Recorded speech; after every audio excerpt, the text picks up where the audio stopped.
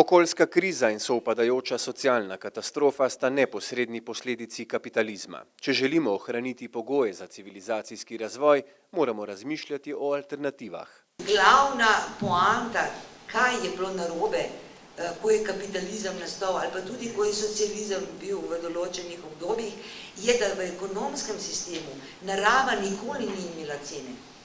Mi moramo plačati železo, rudo, rudarja, mi moramo plačati, ne vem, izdelovalca gum, kupimo avto, moramo plačati zavarovanje, davke, zrak, v katerega spuščamo CO2 je zastonj. Tla, kamor vržen papir, so zastonj. Noben ekonomski sistem ni hotel narave zaračunati. In seveda, ker jo nismo zaračunali, smo jo načeli, dokler se je dal. Pa če je to bilo upravičljivo 20 let nazaj, po ekonomskih izračunov, koliko je narava vredna, nismo imeli.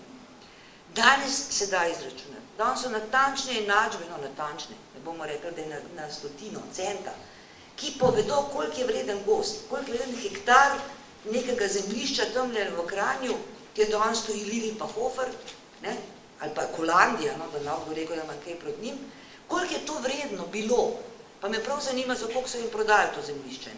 To zemljišče bi krompir, če ne drugega, lahko proizvajali še 50 let, koga pa naslednje 50 let ne bo. Narava se danes ve, ampak sistem tega noče prevzeti. Glede posledic podnebnih sprememb imamo v Sloveniji to srečo, da se nas za zdaj še niso dotaknile, z izjemo 2 oziroma 3 hudih poplav. Toda do leta 2050 jih bomo občutili tudi na tej strani Alp. Konec aprila nas je presenetila pozeba, ki je eden od znakov, da Slovenija le ni tako imuna na podnebne spremembe.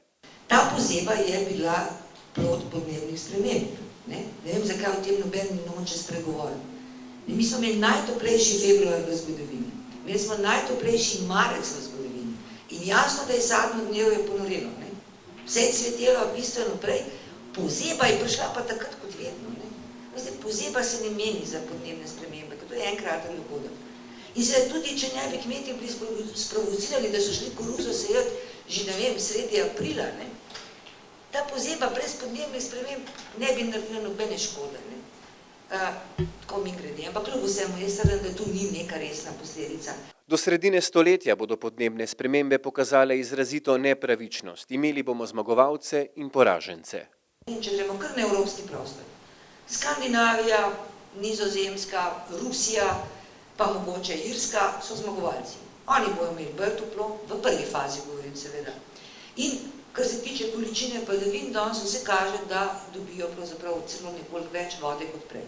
Z malo resnih ukrepov zavarovanja pred poplavami in podobno, imamo mi Severno Evropo, ki je že danes bogata, in ki že danes soli pamet jugu, kako smo mi na jugu leni, pa kako ne znamo nič delati, v prednosti. Potem imamo pa zdaj, kje potegnemo črto, je težko, pa verjetno kar nekje tlele na srednji Evropi, evropski jug, z Balkanom, Grčijo, kompletno Italijo, kompletno Sirijo, Turčijo, kjer dežja ne bo. Bo topleje, dež bo ratov nepredvidljiv, kar pomeni smrt za kmetijstvo, posebej na Balkanu, za žitnice evropske, kot so bili Moldavija, Ukrajina, Madžarska ne nazadnje. In seveda vse, kar iz tega izhaja. Če ni vode, ni kmetijstva. Če ni vode, se pojavijo številne bolezni oziroma epidemije. Če ni vode, ni turizma in tako naprej.